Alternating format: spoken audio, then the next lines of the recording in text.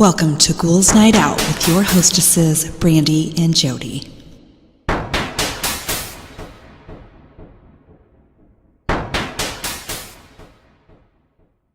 Hello, beautiful ghouls. This is Brandy. I'm here with my sister, Jody. Hello. So, I don't have anything to start the podcast out with. Oh, well, you suck. Anything extra. So I'm just going to go into my embarrassing moments. And the first one I have is more of the things that kids used to do, or when you were a kid, you used to do it, and then now you're embarrassed about it. Okay. So my first one is I used to wear those pants that had zip-off bottoms so they would become shorts. I used to go to the bathroom midday, zip them off, and hide the bottoms in my backpack in hopes that people would go, "Whoa, weren't you wearing pants earlier? How'd you do that?" I remember those. I know. I remember those too. That was like 90s, I think, wasn't it? Oh, I think so. Yeah. Next one, when I was 7 or 8, I thought being a teenager was the absolute coolest thing that would ever happen to me. I used my mom's lipstick to paint fake pimples on my face so people would think I was a teenager. Oh my gosh. That's horrible. That's the one thing you don't want. I know, as a teenager, you're like, fuck, every time. Oh my god. Next one, in middle school, I wore a plaid suit jacket of my dad's from the 70s. I thought it was hilarious in a it's so cool, it's ugly sort of way. Or it's so ugly, it's cool sort of way. But I probably just seemed desperate for attention. Which now that would be hipster and ironic and cool. So he was just about 10 years too early on that. Maybe 20 years. Next one, I would try to appear left-handed, even though I was right-handed. As a result, a lot of my work would be pretty sloppy, but the teacher didn't care because it was much worse than my classmates' work. Just embarrassing how desperately I wanted to stand out in any possible way, even if it meant being uncomfortable. So he would purposely write with his left hand. Or her. Next one, dinosaurs are cool. Acting like a dinosaur would be cool then, right? So I'll just walk around everywhere with my arms in a raptor-like position. This phase lasted probably over a month. Oh my gosh. So this person was the weird person at school. Yeah, for a month at least. Next one of my favorite cartoon characters wore goggles. I also decided to wear goggles, swim goggles, to school, the grocery store, synagogue, wherever I could, honestly, in the middle of a landlocked southern state in the winter. Aw, that's why you just gotta let kids be kids. Yes. They'll grow out of it. Yeah. Next one, I would wear big headphones around my neck and blast my Walkman so people could hear what I was listening to. Walkman. Yeah. If I was going near someone cool or a girl I liked, I'd often restart the song to make it sound cool. Oh. Next one, I used to bring a handful of dog food to school and eat a little in front of my crush to impress her. Dog food. That's not impressive. That's not impressive. Yeah, don't do that. Don't do that. Next one, friend's son, about 5 years old, pointed to a all the rest of my embarrassing moments are from kids. So when your kids have embarrassed you. Okay. Are these people. Friend's son, about 5 years old, pointed to a Muslim woman in the mall wearing full burqa, including her face, and shouted, "Look, Mom, a ninja!" Well, that woman was probably like, "That's right. She's probably, I am a ninja. I am a ninja, and I will haunt your dreams. Don't touch me." Next one, on our way to watch my daughter play soccer, my son was asking me about how babies were made. I told him all about sperm and the egg and so on. He seemed to reflect deeply about what I had said. We got to the soccer game and sat among all the parents, and he blurts out, "Dad, is your sperm still inside me?" I almost fucking died. Of course, he waits until they're out in public. Exactly, around a bunch of people. Oh my God. Luckily, I never got embarrassed by my son. Yeah, I know. You were one of the lucky ones. Yes, I am. I don't know if I've ever been too embarrassed. I know Aaron has, but I don't think anything's ever happened. The only thing, because Joel is autistic, and when we would take him out in any sort of public anything, I think it was sensory overload, and he would freak out. Yeah. That would be embarrassing, but, you know. But it wasn't anything that he said. No, it would just be people looking at me like, control your kid. Yeah. And like, fuck you. Yeah. So, yeah. But yeah, nothing specifically embarrassing. Next one, my daughter once asked a black guy why he was made of chocolate. No. I was incredibly embarrassed, and he thought it was hilarious. Aww. That's very cute. That is cute. Next one, my 3-year-old daughter, Madeline, said very loudly in a public toilet, "Mommy, why do you have a beard on your bottom?" Oh, no. Oh, God.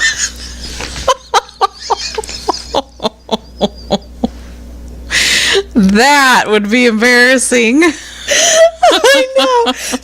There are a lot of these in the toilets. So. Oh, no. Next one, daughter was rubbing my face with a small football earlier. She thought it was funny, so I let her carry on. Later, we were in a restaurant when out of nowhere, she gives I gave Daddy a ball massage before. We didn't stay for dessert.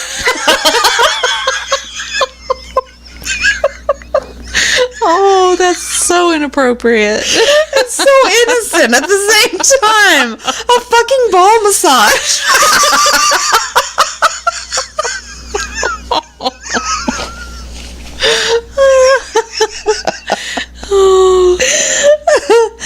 Okay. Next one.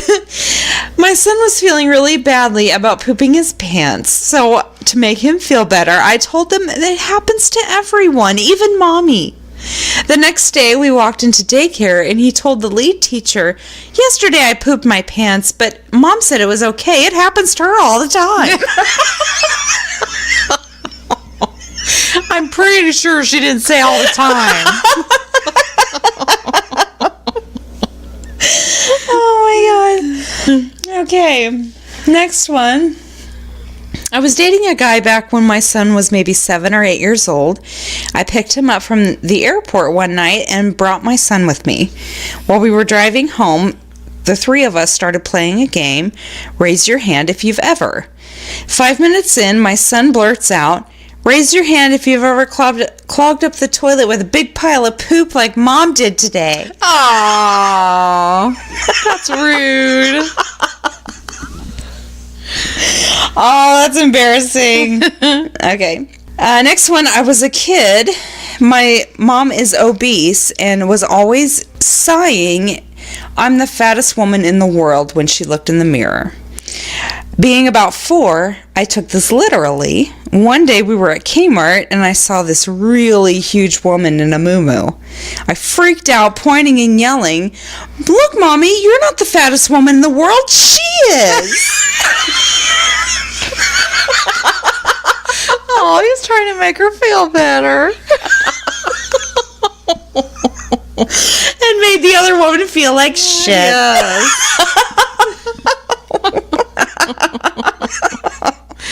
Oh my God. Okay. Next one.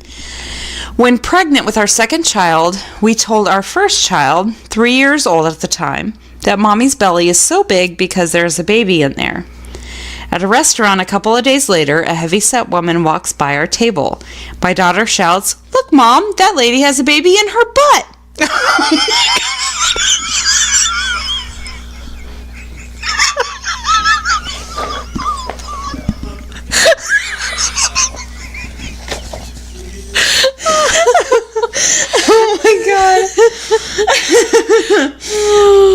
Okay.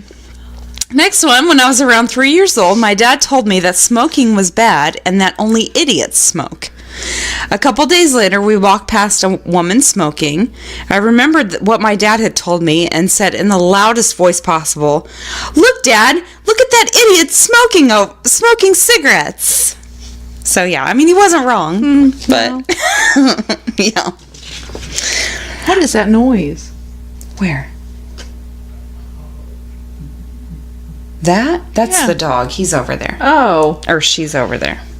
I thought Yeah, it was just she's in in the- Peyton's room. Peyton came out to get those books and stuff. Oh, And okay. she came out and laid down. Okay. I totally missed that. Okay, next one. When I quit smoking, my 5-year-old at the time, she's now 23, told her kindergarten teacher that she was so proud of me because I quit drugs.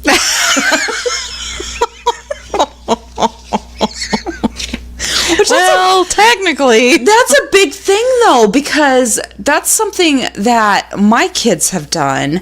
And you don't think about that when you have kids, because they will go to school and be told that alcohol is wrong and Yeah. cigarettes are wrong and like the horrible things. And they're things that, I drink once a week. And Aaron smokes cigarettes, Yeah. and they're told at school that these things are, and they are. Oh, I know. I went through the same thing. With Yeah, Peyton. Yeah. That's something that you don't prepare for as a Exactly. parent, because they are like, "What are you doing?" That's bad for you. Exactly, and Which you're it like, is, but but you're like, I like it. you just wait until you're older. Okay, next one. Look, Mommy, that cop has handcuffs like the one in your bedroom. Oh my God. No. Embarrassing. Not the same. Next one, my son, age 3 at the time, asked me on a packed bus in central London, "Mommy, how does Daddy put the seed in your tummy?" I was pregnant at the time. His sister, age 3, oh wait, I don't know. It says his sister, age 3, which they were both the same age apparently. "Mommy swallowed it." I almost died. Well, sometimes that happens.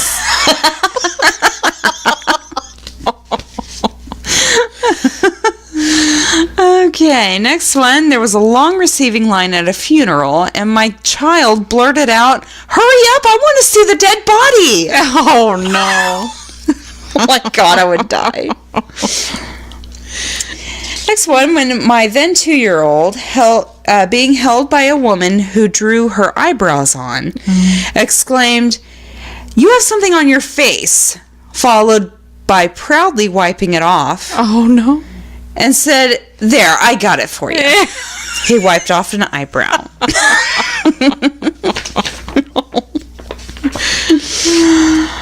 Next one, my mother and I were at Chili's with my son, who was about 6 or 7 at the time. My mother and I split a margarita during dinner. A small one, not one of the fishbowl ones. After dessert, we get the bill and we get up to leave, and when my son starts bawling loudly. Alarmed, I squat down and ask, "What is the matter?" I'm thinking maybe he cut himself or is in pain or something horrible, the way he is wailing like a hyperactive banshee. In between hysterical sobs, he manages to screech out, "I don't want to get in the car with a drunk driver! I don't want to die!"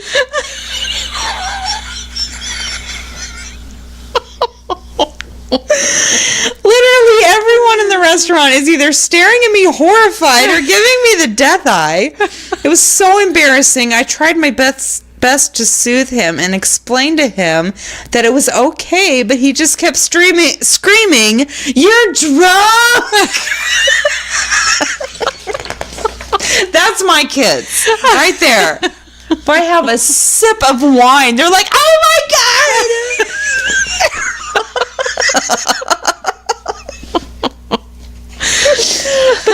school and they'd be like, don't drink alcohol, it's so bad for you. And then they're like, oh my God, my parents are drunk. Damn alcoholics. Oh my God, you feel like that. Sometimes. Was riding on a public bus and my 5-year-old put her hand on a guy's shoulder in the seat in front of us and said, "This man is very fat." Oh. Oh my God. I would die. Like, what the fuck? Oh my God. Okay. When I was pregnant, I ended up having to take my 3-year-old daughter to one of my OB appointments.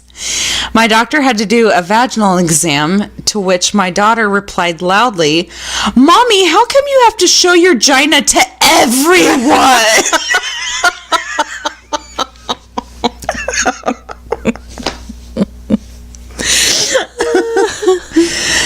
Next one. My cousin loved black currant juice as a kid, but couldn't pronounce it. He shouted, "Mommy, I want black cunt," repeatedly at my aunt in the supermarket. Oh my God. Oh, shit. Next one. So, I'm not a parent, but I was present for this. My entire family was out at dinner one night, and my sister, my niece, and I were waiting in line at the women's bathroom. My sister and niece, who was 2 at the time, go into a stall together. I'm still in line, and several other women, and I can hear sis and niece talking through niece going to the bathroom.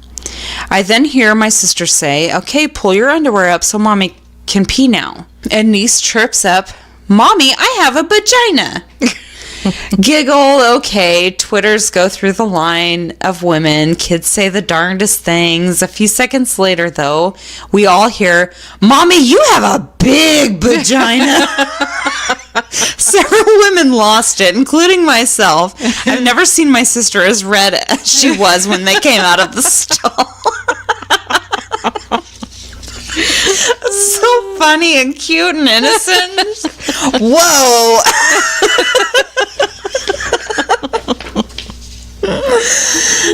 Next one. The priest stood up for the second time to speak at my grandson's christening yesterday, and as he began to speak, my 5-year-old son yelled, "Oh no, not again." That would be embarrassing. Don't we all feel that way? I mean, Exactly. really, come on. Seriously, I gotta stand up again. Okay, next one. My daughter's daycare had circle time every morning as a way to start the day. Anyway, we were late and walked into the middle of circle time. My daughter said, "We're late because my mommy had diarrhea." Oh, well. Next one. This is my last one. When my daughter was about 5 and the cashier was talking to her, but had a mole with hair coming out of it. I had seen it and thought in my head, "Please don't say anything. Please don't say anything." Too late. She just went, "Did you know there's whiskers coming out of the booger on your face?"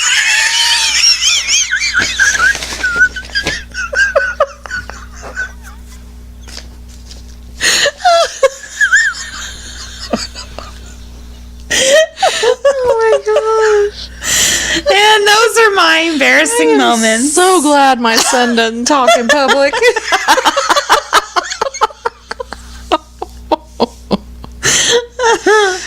Oh goodness. Okay.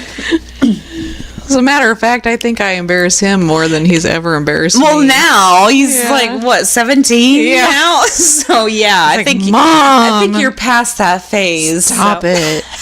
What? I'll start singing to him in the store. He loves it. All right. I did Ghost of Massachusetts this week. Awesome. I'm very excited. Omni Parker House in Boston. People have been guests at the Omni Parker House since 1885. Along with staying at one of the best hotels in Boston, guests might encounter Harvey Parker, or rather, his ghost. Ooh. Parker, the hotel's original owner, was notorious for being a perfectionist. He continues to wander around his hotel, ensuring everything is perfect for today's guests.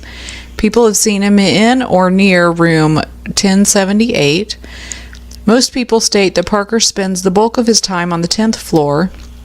The 3rd floor is home to a few ghosts who like to hang out in room 303. Along with the different ghosts people see, the elevators in the hotel will stop randomly. They have been checked for mechanical issues, but the only explanation is one of the spirits haunting the hotel are playing games with the buttons. Huh. Ooh, that's creepy. Lizzie Borden bread and breakfast? Lizzie Borden bed and breakfast.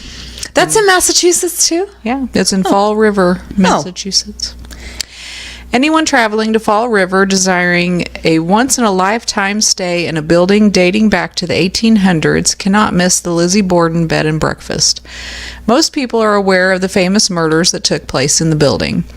Lizzie allegedly murdered her father, Andrew, and stepmother, Abby Borden. People who come to this bed and breakfast hope to encounter the spirits of Andrew and Abby. They are said to occupy the residence. Along with having less than a restful night's sleep, some guests have heard a woman weeping. Other people have seen a woman in Victorian clothing cleaning up around the house. Additional activity people experience includes windows slamming shut unassisted, doors closing and opening at will. That is one place that I would absolutely love to go. Yeah, I would like to go there. Because it's such a cold case. Like, you don't know what happened. Yeah. I don't like things that are unsolved. I don't either. I hate it. But this is very fascinating because there's so much evidence that would point to Lizzie. But there's evidence that doesn't, exactly. too. It's one of those things where when you're listening to the story, you're like, okay, she did it. Exactly. And then the next thing, no, she didn't do it. Exactly. Like, did she do it? And it's so fascinating because it 100% could be her, and it 100% could not be her. Yeah. It's so I love that. Is one of my favorite true crime stories, and it's unsolved, and I don't think it will ever be solved. No. And the fact at this point, no, it won't be. And the fact that they still have that house as it was, and you can go in there. Oh my God, I want to go there so bad. It'd be so fun. That's far away too. It is. It's Massachusetts. Yeah. That'd be like a huge trip. So, yeah. Oh well. Hawthorne Hotel in Salem. The Hawthorne Hotel in Salem is without question one of the most haunted hotels in Massachusetts. It has been ranked as one of the top 10 haunted hotels in the USA, as well as being investigated by the professional paranormal investigators, ghost hunters. Oh. The hotel, which opened in 1925, has numerous ghosts. There are people who have heard what sounds like a child crying incessantly when there are no children around. Guests in room 325 have felt the sensation of someone's hand touching theirs, but no one is there.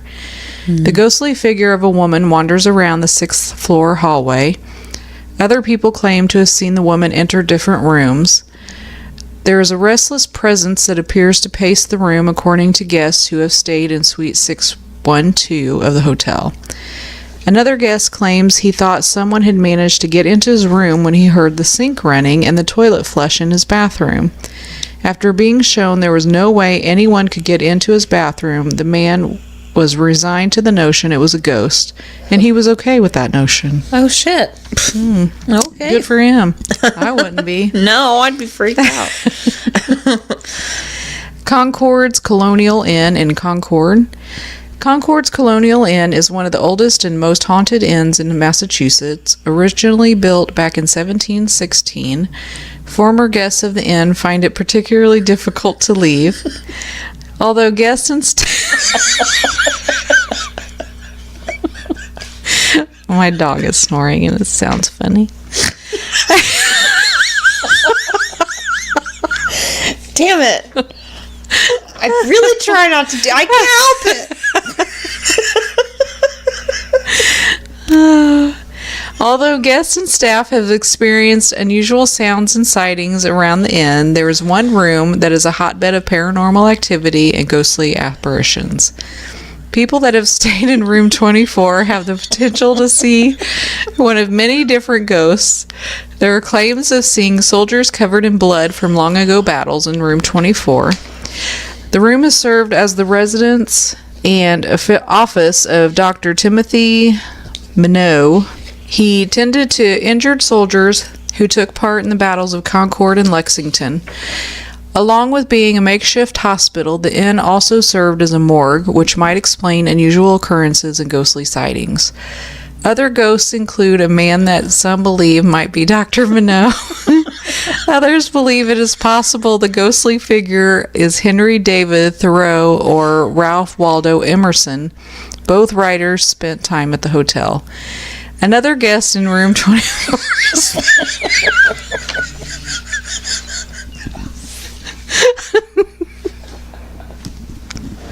Another ghost in room 24 is that of a woman. Some believe the ghost is a Native American, while others believe her to be a murder victim. Oh, shit. We're sorry, people. Yes. My dog is snoring in the corner, and it sounds funny. It's really funny.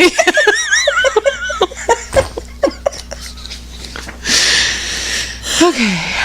Longfellow's Wayside Inn in Sudbury. In Sunbury, Massachusetts, is Longfellow's Wayside Inn. The inn has the great distinction of being the oldest American inn still in operation. Dating back to 1707, the inn was once a small two-bedroom home. It has flourished over the years and is now a historic landmark and a wonderful place to stay. It is also the home to the ghost of the original innkeeper's sister. Jerusha Howe, I've never heard that name before. Jerusha? Jerusha. Aww. Lived in rooms 9 and 10 of the inn, and according to countless reports, remains in those rooms. Male guests that stay in those rooms alone have the most interaction with Jerusha. Some have felt her warm breath on their face as they slept. Oh my god, that's Imagine creepy. their surprise when they open their eyes to see hers looking back. No! Oh my god, that's No. creepy. No. Male guests claim she enjoys cuddling up to them in bed when they book the room alone. Back up, Jerusha. Really? Ho? Jesus. Those who have seen her ghost report her being a beautiful woman. Oh. It doesn't matter. Well, she's probably like, they'll like me anyway. I don't care if I'm dead. I'm still pretty.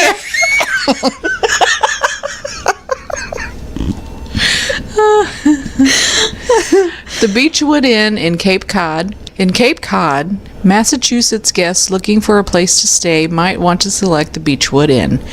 This charming bed and breakfast has been around since 1853. The inn offers guests a lovely place to stay as well as the opportunity to encounter the resident ghost. The ghost is a woman that used to live across the street at the original Barnstable house, which burned down in a fire.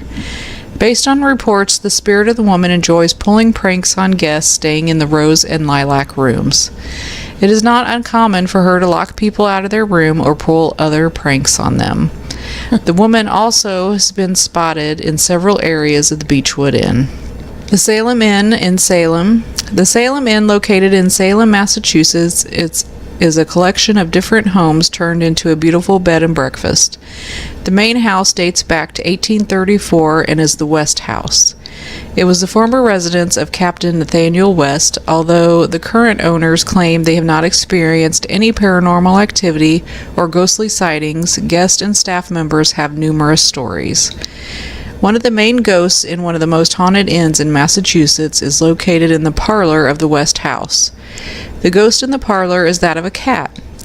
Although there are no cats allowed on the premises, guests have cat allergies claim to experience common allergic reactions to cats when entering the parlor. Other guests have claimed to have spotted the cat in their rooms. Another ghost that haunts the Salem Inn is that of a young child. The child appears to have a lot of fun around the property. He runs up and down the stairs close to the front desk regularly. Staff members have also heard the child laughing. Oh, man, that's creepy. On other occasions, it sounds like the child is dropping small rocks onto the front desk. Catherine is the name given to another ghost that haunts the inn. She's often sensed when running past someone, causing a cold burst of air to give the individual a chill. The inn also has a number of unexplained sounds heard by guests and staff.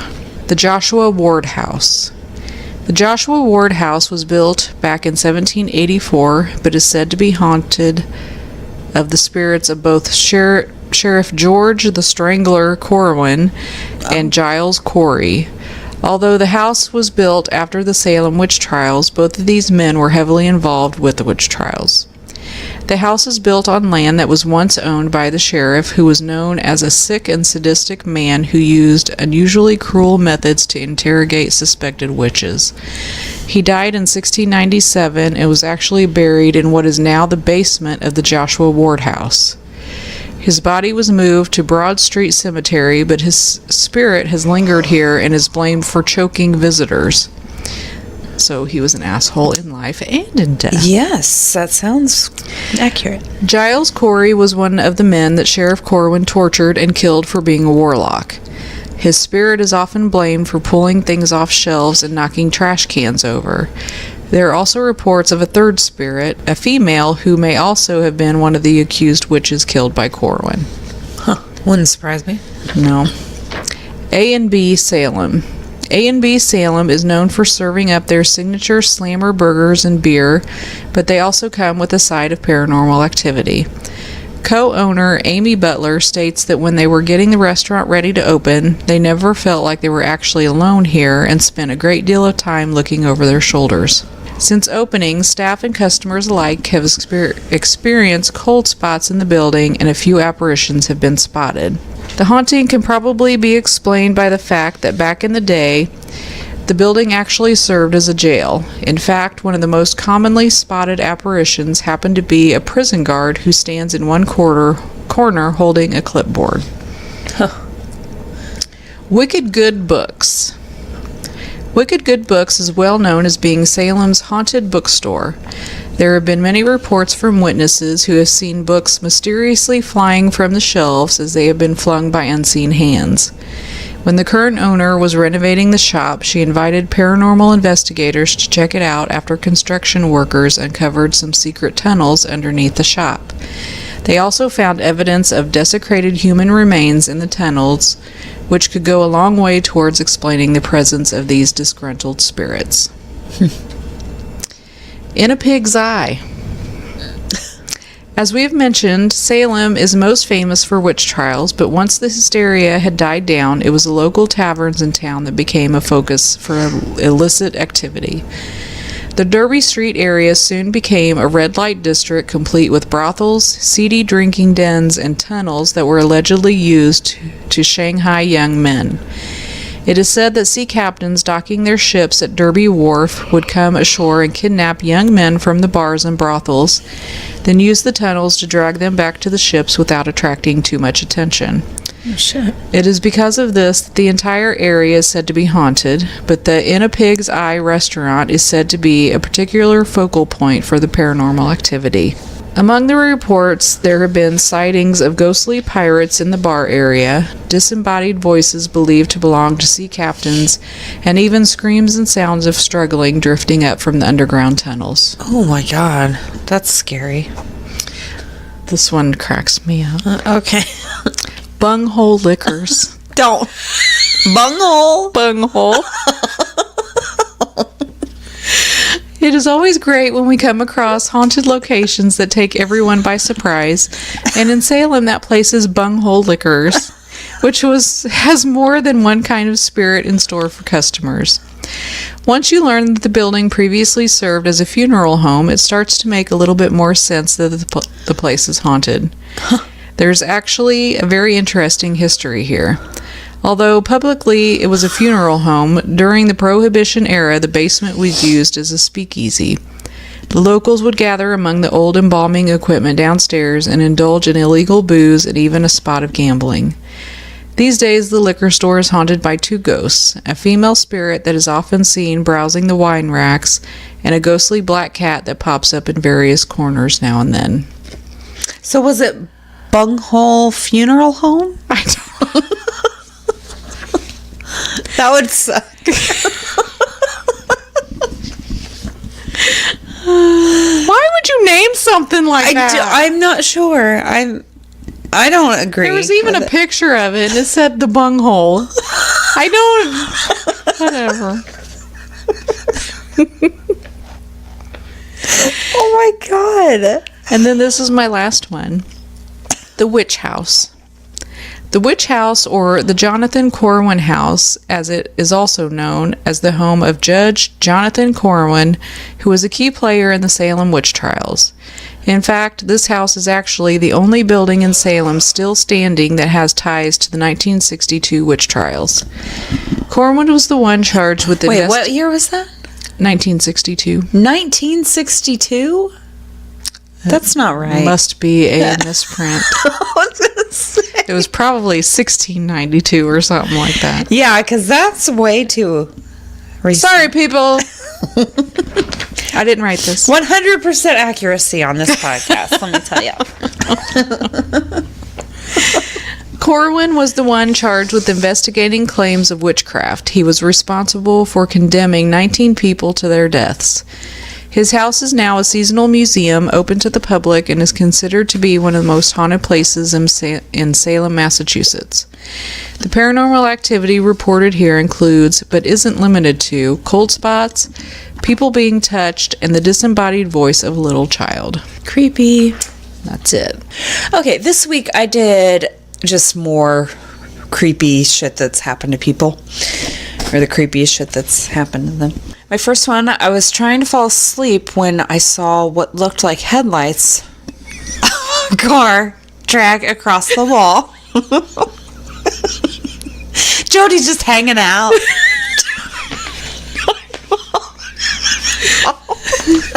I didn't have my microphone.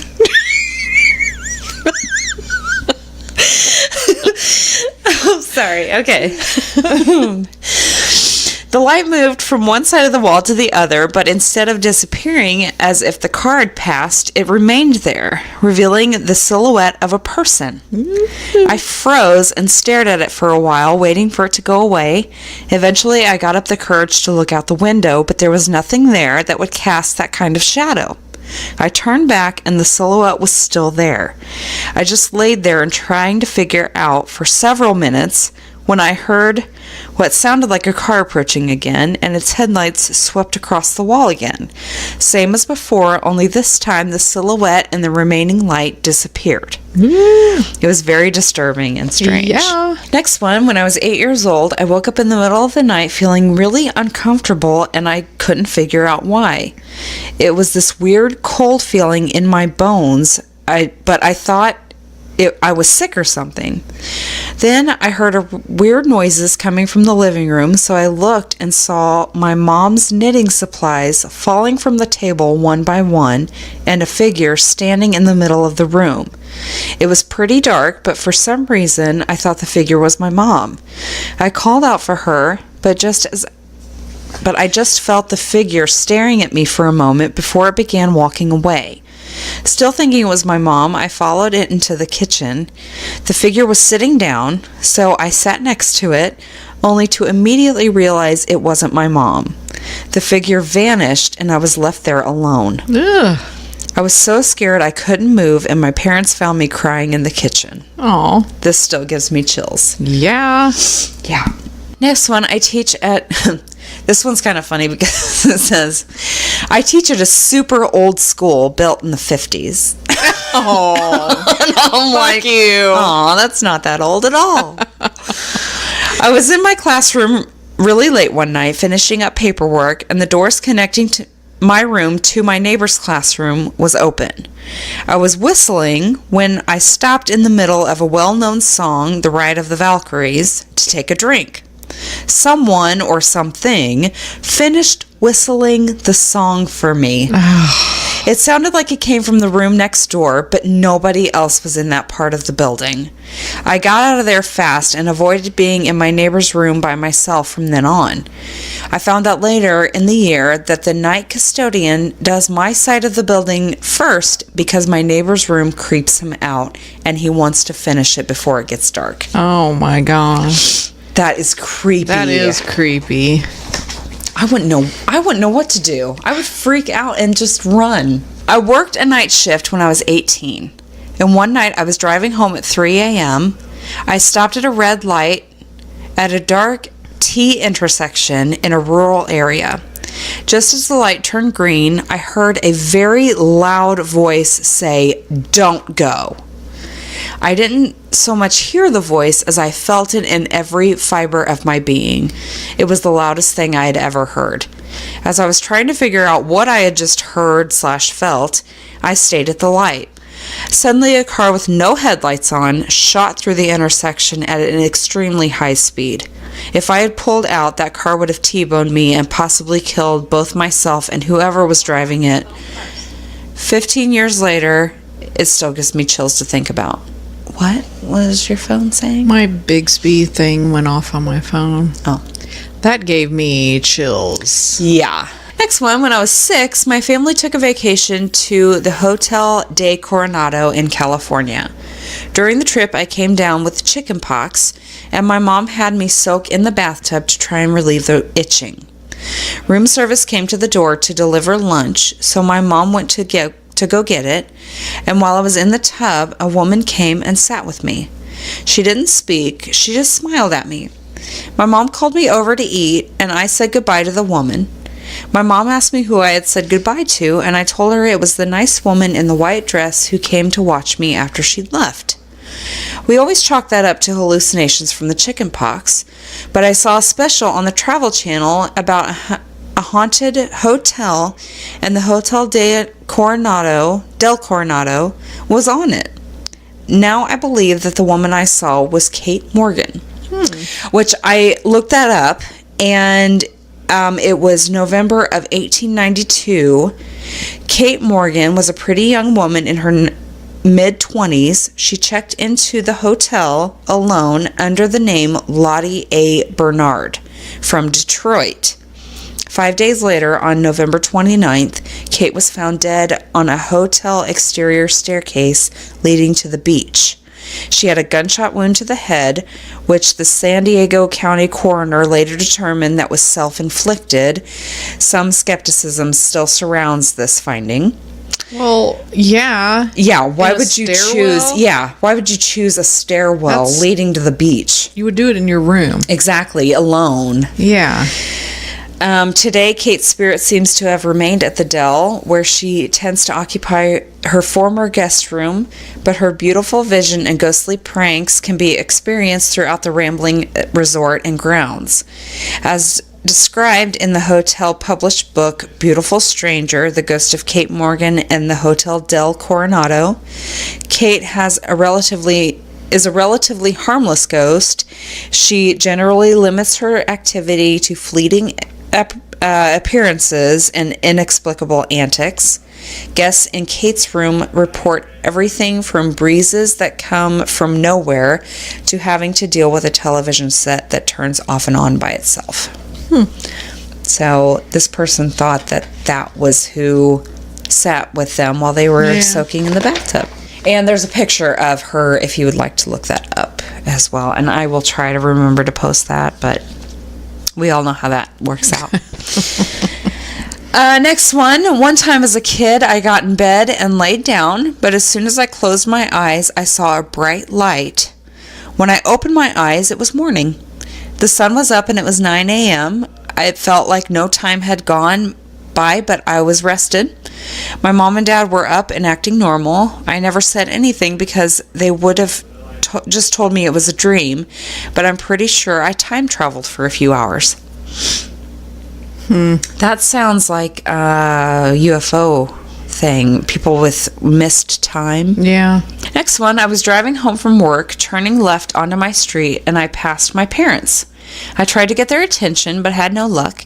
They were in the silver CRV. My dad was wearing his beanie as usual, and my mom was looking down at her phone. I pulled into my driveway and called my mom to see where they were heading. She said, "We're almost home. Why?"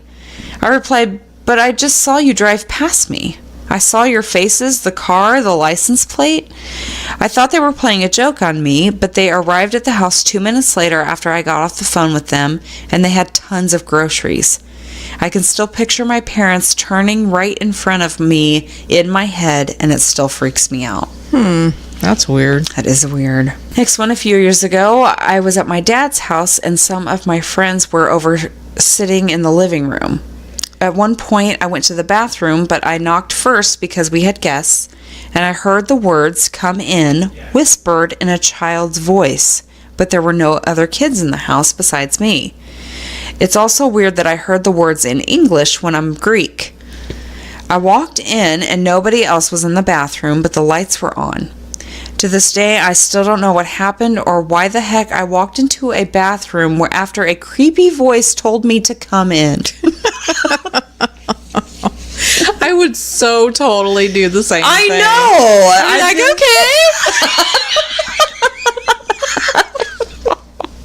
I would do the and then same afterwards, thing. I'd be like, what the fuck am I doing? Why did I listen? Oh, gosh. Okay, next one. When I was in high school, I had just gotten home and walked through the front door. As I entered, I saw someone walk from my sister's room into my room, so I yelled, "Whoever's in my room better get out now." A few minutes went by and nobody left my room, so I decided to walk back there and investigate. There was nobody back there, so I was completely alone in the house. This really freaked me out because even now, over a dozen years later, I distinctly remember seeing a girl with a long brown ponytail, dark shorts, and a white shirt with white socks walk across that hallway. Ooh. But you know when you saw something, you just can't explain it. It's fucked up. Next one, in 2008, I was in a car accident that ended my life. I literally died, but the paramedics revived me. I was the passenger in my then boyfriend's truck when he pulled out in front of someone who was going about 75 miles per hour. While I was gone, I distinctly remember watching myself from another point of view, getting into his truck, pulling out of the driveway, and driving down the street. That's 10 years ago, and I can still remember every detail of what I saw. If I was dead, how could I have that vision? I'm still shook by it to this day.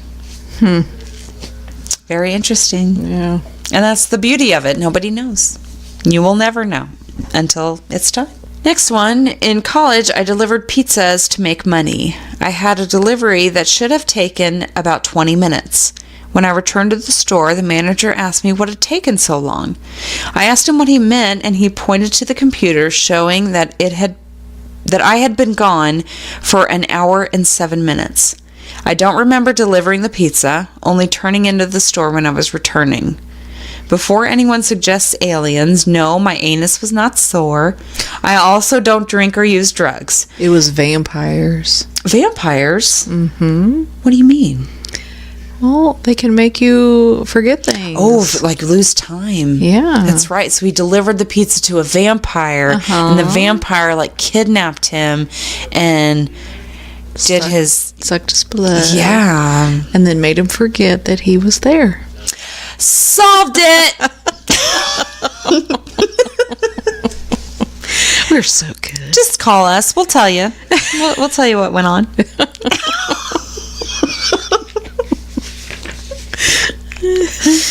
Okay, next one had a title that I have to read because it's called Teleporting Ass Penny.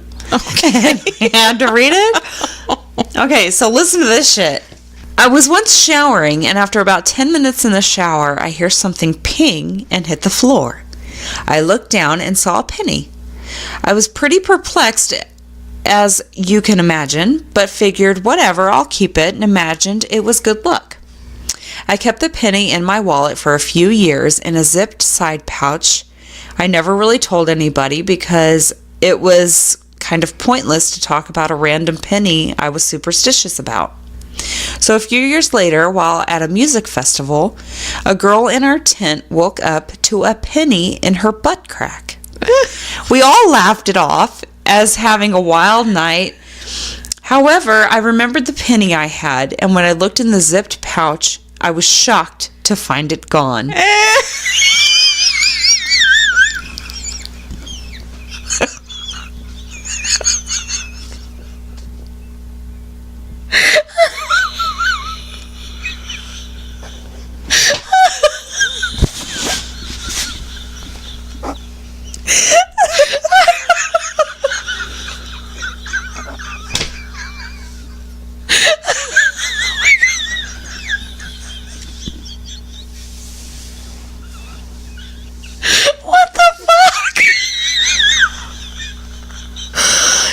Teleporting ass penny.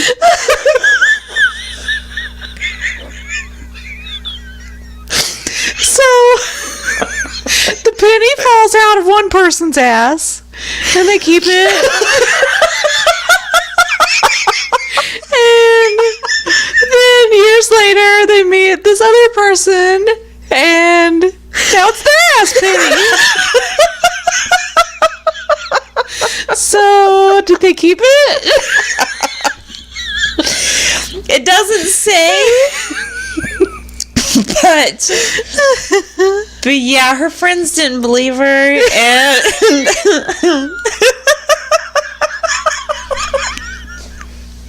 Oh my god.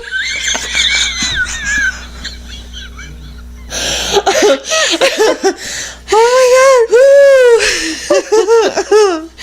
But how weird would it to find a penny in your ass crack? I mean, that's just fucking weird.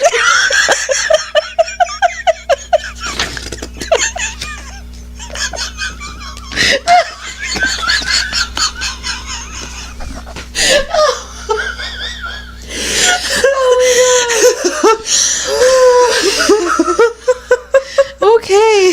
Okay, next one.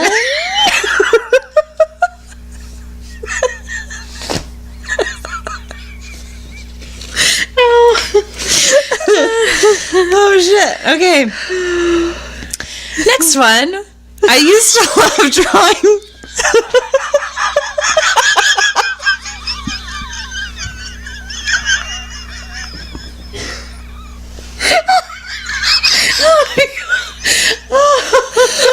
I need to stop thinking about it.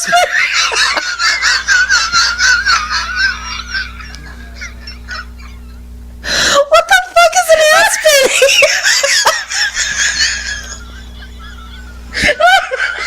Oh my god. Stop. Oh my god. Oh my god. Okay. Okay.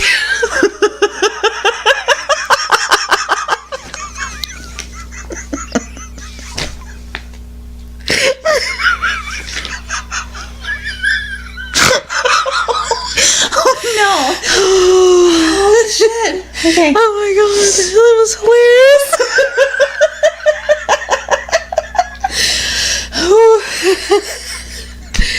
Okay.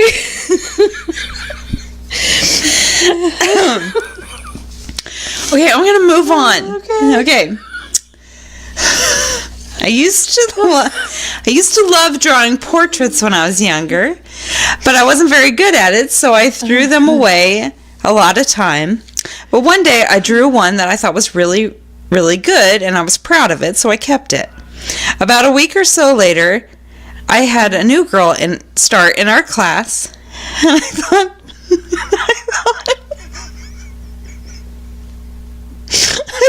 she...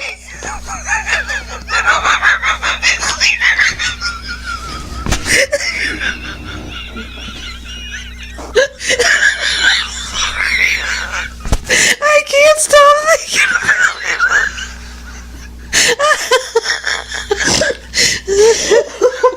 God.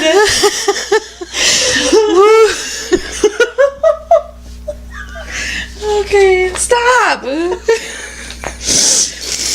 Oh. Okay. This one's not even interesting after the ass penny.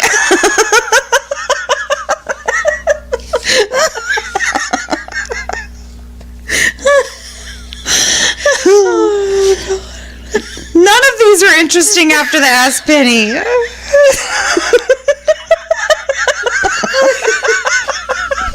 My stomach hurts. Oh my god. Okay.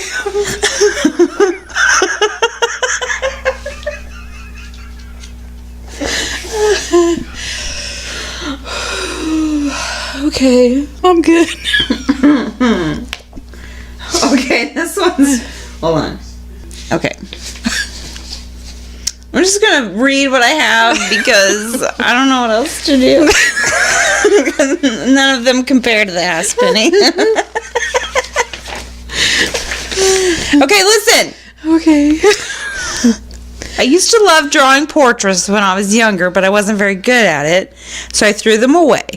A lot of time, but one day I draw one I was really proud of, so I kept it.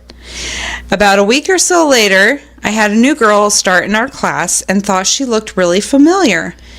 A few days into the week, I realized that it was because she was the girl I had drawn. I went home and found the drawing, and sure enough, nearly identical. It freaked me out. So the picture that he drew was nearly identical to the new girl. It freaked me out, and I felt weird about drawing portraits of nobody ever since. That is weird. Okay, next one. When I was about 15, I was eating some cereal and accidentally dropped my spoon onto the kitchen floor. I watched the spoon fall. As it hit the floor, it just vanished into thin air. I was shocked. I thought surely my eyes were playing tricks on me. It must have just bounced away and got out of sight or something. I spent 30 minutes searching the kitchen for that spoon. It was honestly freaking me out. I tried to think of every possible place it could have gone. There were many places it could have ended up, but I never found it. That's weird. That sounds familiar. Dropping the spoon and never finding it again? Mm-hmm. Like we've read it before, or it's happened to you? No, like we've read it before. That's highly possible because it's getting... Oh, I know. Since nobody, will send us their stories. Send us something, please. ghouls.nightoutpodcast@gmail.com. Okay. This one says, not especially creepy, but did use to unnerve me when I was young. When I was little, this is weird. So, when I was little, I used to have a Thomas the Tank Engine book with fold-out parts and flaps. There was this one part which was like a shed, and you could lift the flap to see inside. Inside was all the usual gardening/shed paraphernalia, but there was always also a black cat that sat in there. Here's the glitch, though. I swear the cat wasn't always there. I used to love that book, and every time I read it, I would get to that page and guess whether the cat would be there or not. Not a clue what that was about, really, but it creeped me out. That is weird. It is weird. Like, you would wonder if it was going to be there or if it wasn't. Like, it was there sometimes, and that's so weird. That's crazy, because it's not like something, it doesn't sound like something when you're older that you remember, like you're trying to think, okay, was there a cat or not? Yeah. He deliberately he would get to that page. Yeah. Is it going to be here or not? That's crazy. Yeah. Next one, it says this one is more silly than creepy. But once when I was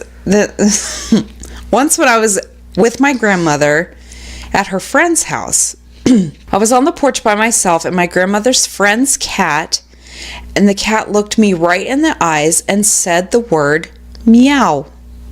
It didn't sound like the cat meowing at all. It sounded like a very convincingly like a human carefully enunciating the word meow. 2 syllables in their most thoroughly unconvincing cat voice. Like someone intentionally doing a very poor impression of a cat as a joke. But it was perfectly in time with the movement of the cat's mouth, and there was no one else around. So it had to have been the cat saying meow. That's fucking weird. That is weird. Okay, those were my stories for the week. All right. It's time for the witty wrap up. Yay, witty wrap up. This week I did funniest Amazon reviews. And if you listened to last week's episode, there are a few that were in. Really? Yes. That's great because because when you said that's what you were doing, I was like, oh my gosh, Yeah. you should look at the reviews. Okay, so the first one is the uranium ore. What? Uranium ore What is that? that you can order on Amazon. Uranium ore. I don't know, but the review said, I left this product next to my pet lizard, but unfortunately, now he's 350 feet tall and is currently destroying Tokyo, Japan. Godzilla.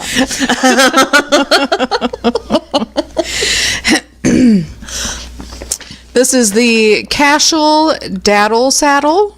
What? Give your kids the ultimate horseback rides with this back saddle. Just don't put your animals on it. Review. I'm afraid that I have still not had success. No amount of duct tape would keep the cat attached to the saddle while it was on my husband's back.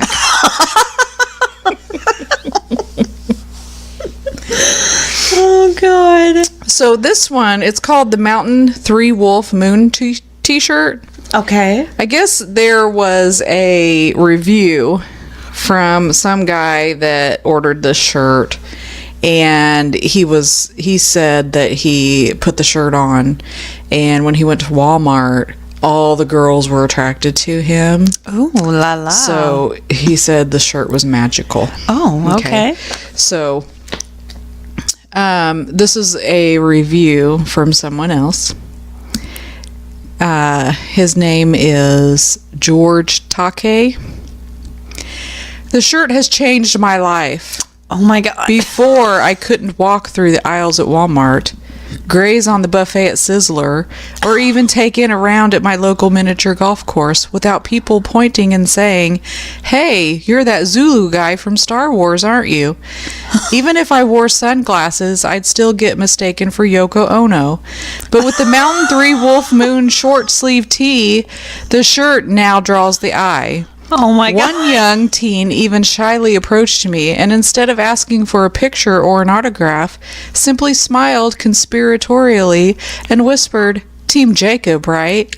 Oh my Me god. too. He's so dreamy. What? Yes, he is, young lady. Yes, he is. Oh my god.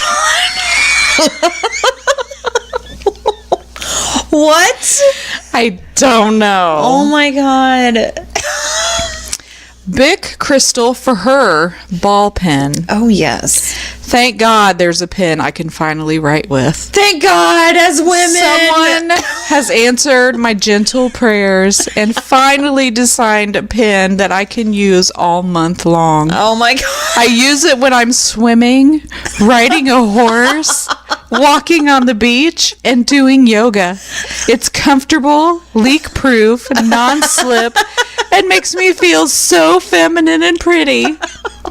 Since I've begun using these pens, men have found me more attractive and approachable. It has given me soft skin and manageable hair, and has really given me the self-esteem I needed to start a book club and flirt with the bag boy at my local market.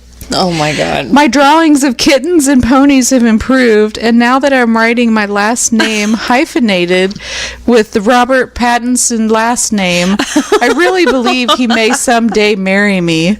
I'm positively giddy. These smart men in marketing have come up with a pen that my lady parts can really identify with. Where has this pen been all my life? That was the best thing I have ever heard in my life. A pen for her. For her. Oh my fucking god. Oh my Fuck off!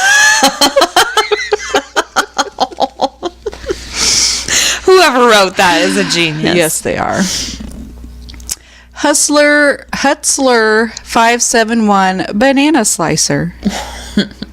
What can I say about the 571B banana slicer that hasn't already been said about the wheel, penicillin, or the iPhone? This is one of the greatest inventions of all time. My husband and I would argue constantly over who had to cut the day's banana slices. It's one of those chores no one wants to do. You know, the old, I spent the entire day rearing our children. Maybe you can pitch in a little and cut these bananas. And of course, you think I have the energy to slave over your damn bananas? I worked a 12-hour shift just to come home to this? These are the things that can destroy an entire relationship. It got to the point where our children could sense the tension. The minute I heard our 6-year-old girl in her bedroom reenacting our daily banana fight with her Barbie dolls, I knew we had to make a change. That's when I found the 571B banana slicer. Our marriage has never been healthier, and we've been incorporated into our lovemaking. Oh my God. That's great. Crafting with Care hat. Or Oh no. What? I need to stop drinking. Let me start over. Crafting with cat hair. Care hat. You said carrot.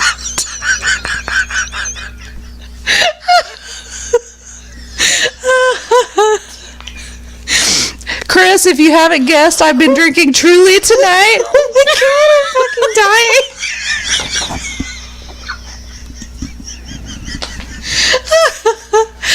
Okay. Crafting with cat hair. Cute handicrafts to make with your cat. I purchased this book as I was tired of people sitting too near me on public transport. I'll do it. Oh, okay. Albanese sugar-free gummy bears, 5-pound bag. Oh, I've heard these. Oh my God. Not long after eating about 20 of these, all hell broke loose. I had a gastrointestinal experience like nothing I've ever imagined. Cramps, sweating, bloating beyond my worst nightmare. I've had food poisoning from some bad shellfish, and that was almost like a skip in the park compared to what was going on inside me. Then came the flatulence.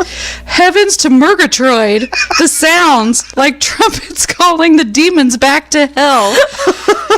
The stench, like 1,000 rotten corpses vomiting. I couldn't stand in one room for fear of succumbing to my own odors.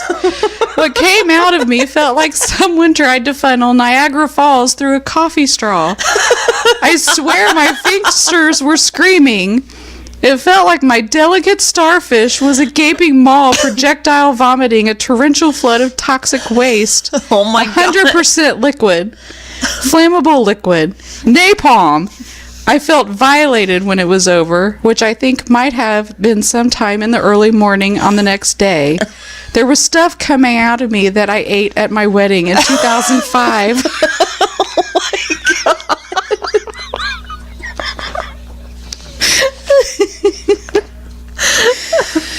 Oh my God. The Wenger 16999 Swiss Army knife giant. Oh. Can you imagine how heavy this thing is? It includes 87 implements with 141 functions. Oh my God. How are you supposed to use this? Best review. I tried to file my nails, but in the process I accidentally fixed a small engine that was nearby, which was nice. Honorable mention. This would be a great product, but was dismayed to find it had no banana slicer. That's a deal breaker. Returning today.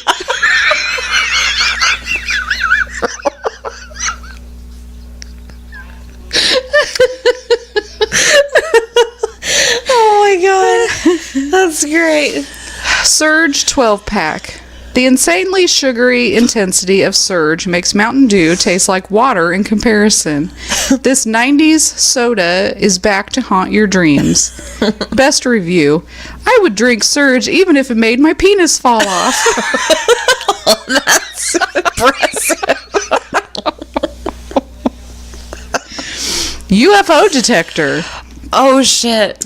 This contraption is supposed to tell you when there's a UFO around by sensing electromagnetic disturbances, which can definitely only be caused by a UFO and not by things like lightning, airport radars, radios, and power lines. It's not currently available, but the comment section is still gold. Best review. I don't know if this is a scam or if mine is broken, but it doesn't work, and I'm still getting abducted by UFOs on a regular basis. Honorable mention. This little gizmo is a bargain at twice the price and much more accurate than the voices in my head. Oh my god.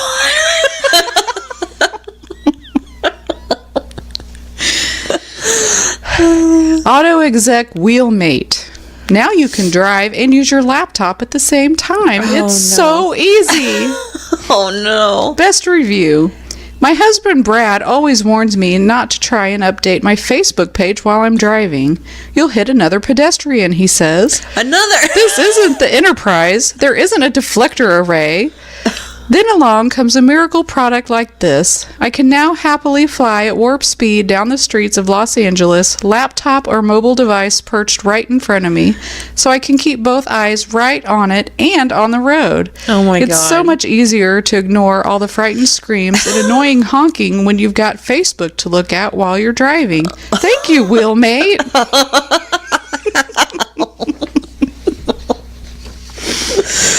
Oh my god. Wall Monkeys senior woman with asthma inhaler peel and stick wall decal. What? Yeah, we don't understand either. Oh my Best god. review. My husband and I have been arguing about what to fill the large wall on the stairs with for months. He wanted a mirror. I wanted a large image of an old woman using an inhaler. Having always been a little bit of a boundary pusher and somewhat of a decor daredevil, he always came up with these odd suggestions. A mirror? Ha! When he suggested it, I actually laughed in his face. Then I told my friends, who also laughed. One questioned why I married him. She actually gave me the idea in the first place, as she has a large decal above her fireplace, a beautiful piece named Man with Hearing Aid. It's like you can almost see him tweak at the volume. Real art. Anyway, back to woman with breathing difficulties.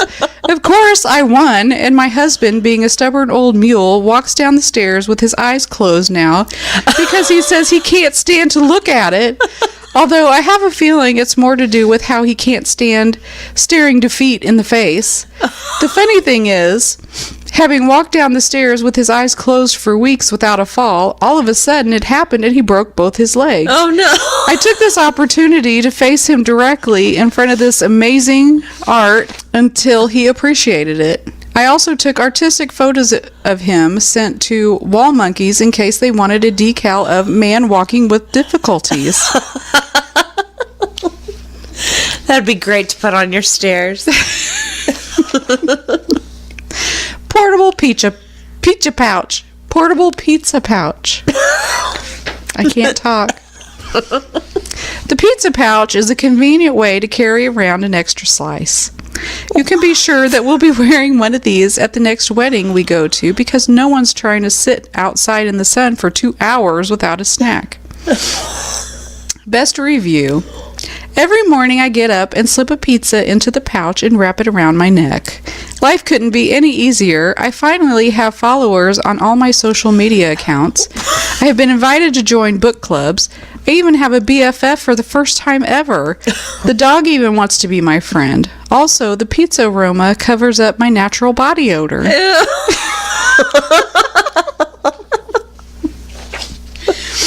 Veet for Men Hair Removal Gel Cream. Being a loose cannon who does not play by the rules, the first thing I did was ignore the warnings and smear this all over my knob and bollocks. What? The bollocks I knew and loved are gone now. In their place is a maroon-colored bag of agony, which sends stabs of pain up my body every time it grazes against my thigh or an article of clothing. I am suffering so that you don't have to. Heed my lesson. Do not put on knob and bollocks. I am giving this product a 5 because despite the fact that I think my bollocks might fall off, they are now completely hairless.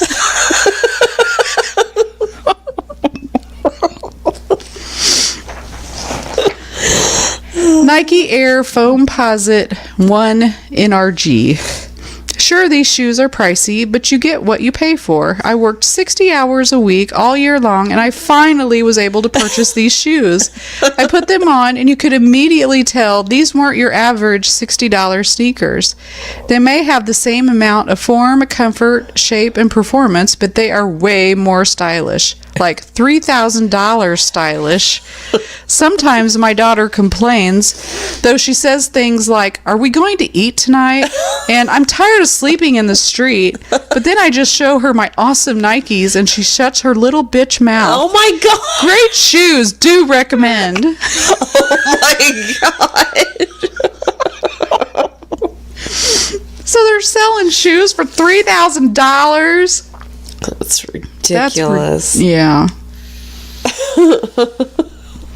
Passion Natural Water-Based Lubricant, 55-gallon. A little over a decade ago, I bought my 55-gallon drum of lube.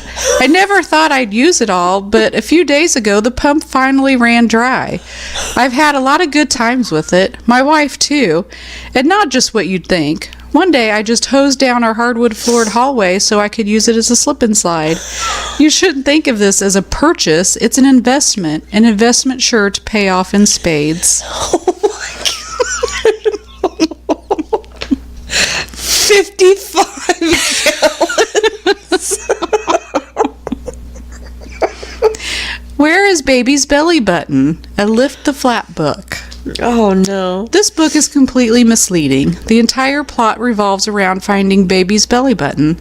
The title makes this much clearer from the beginning. However, there is no mystery. There's no twist. Baby's belly button is right where it's supposed to be, on Baby's stomach. Right where it clearly shows you it is on the cover of the book. This plot is a complete mess as a result of its reliance on the mystery of where the belly button is. Everything falls apart the second you realize that the belly button was in plain sight all along. There's no conflict, there's no character development, and there is scarcely any plot. Whoever wrote this book must have a serious error in judgment, because you would have to be an infant to not immediately understand where Baby's belly button is. This is one of the worst pieces of literature I've ever read. Oh my God, what the fuck? This review is from How to Poo on a Date, The Lover's Guide to Toilet Etiquette.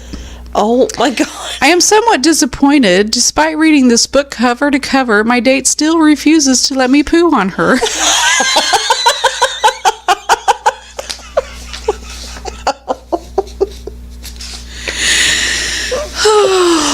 I read the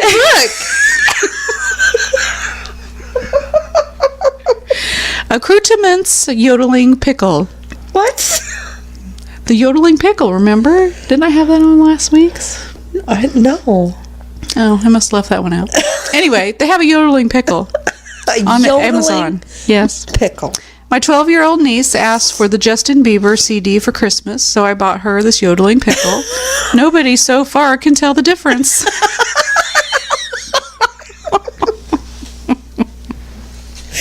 A yodeling pickle. Oh my God.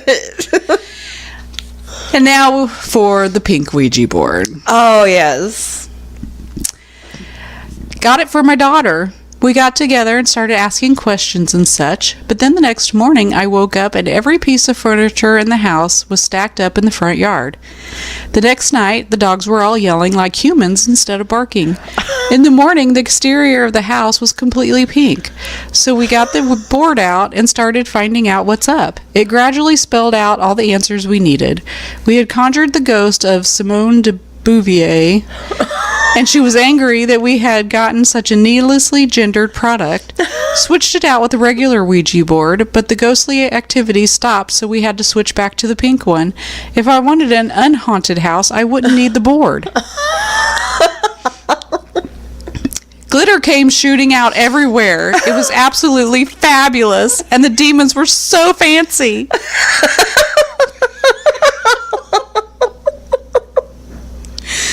I bought this for my 10-year-old niece. It provided her and her friends with hours of fun until she became possessed by the spirit of a former drag queen. Oh, now no. she insists on going by the name Ginny Tonic and critiquing my choice of shoes.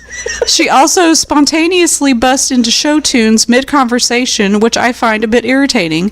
But other than those few nuances, I find this toy and the results rather enjoyable. Oh my God. I think mine is broken. I immediately invited all my demonic loving friends to the house. We opened the booze and began our ritual night of sacrifice and contact with the afterlife. After we began, the thing in the middle lit up, spun, and out came flippin' Justin Bieber. I begged and begged for release of this demon and hoped my demonic friends could exorcise this horrid creature. I would not recommend this toy to anyone, as the creature we summoned was the worst thing I'd ever seen.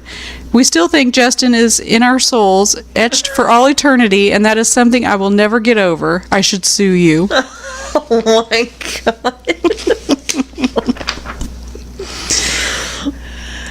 Mine must be broken. I couldn't conjure any spirits or demons. I was really wanting to see my kids spewing vomit everywhere and that cool head turning trick. I couldn't even get Casper. I guess it must just really be a cheap toy. Guess I'll take the priest off speed dial. This is a great toy. My children couldn't wait to get it out of the box and start communicating with the dead. I bought this pink Ouija board for my daughter, thinking that the color pink would only attract friendly spirits to her slumber party. Well, the results were mixed. The first spirit really liked pink and was friendly, but apparently was a poltergeist, because it started redecorating the den. Lilith Greenwand, my 13-year-old, insists on being called now, did some kind of ritual and banished the spirit. She and her friends set to work again. They are so cute with their chants and the language they made up in their little black robes and hats. The next spirit they summoned with the pink Ouija board was less benign, and several of the girls started projectile vomiting, speaking in tongues, bleeding from the eyes. Luckily, I had just taken my headphones off, listening to my old Norwegian black metal records again, and heard the commotion. I immediately donned my 3 Wolf Moon Power t-shirt and ran into the basement. The sheer force of the shirt sent the spirit back where it came from, cured the girls, turned the TV to the 700 Club, and closed the evil pink portal. Oh my God, it's fucking amazing. And the last one, a pink Ouija board? How the hell am I supposed to conjure and commune with evil spirits with a pink Ouija board? My black cloak will totally clash, and I'll probably only be able to speak to the spirit of Malibu Barbie. Hey, black and pink are good. And that's all we got. All right. Well, thank you so much, you guys, for listening. We appreciate it. Send us anything. Send in your embarrassing moments or anything for the witty wrap-up, scary stories, funny, anything. ghoulsnightoutpodcast@gmail.com. Our 1-year anniversary is coming up. So if you guys have any favorite moments from any of our podcasts, you can send those in. Chris is going to be helping us get those together as well. So if you want any of the stories that we've done in the past year or so, I guess it's been a year, send those in. Again, ghoulsnightoutpodcast@gmail.com, or look us up on Facebook. You can rate, review, subscribe anywhere that you listen. And we will talk to you next week. Later. Bye.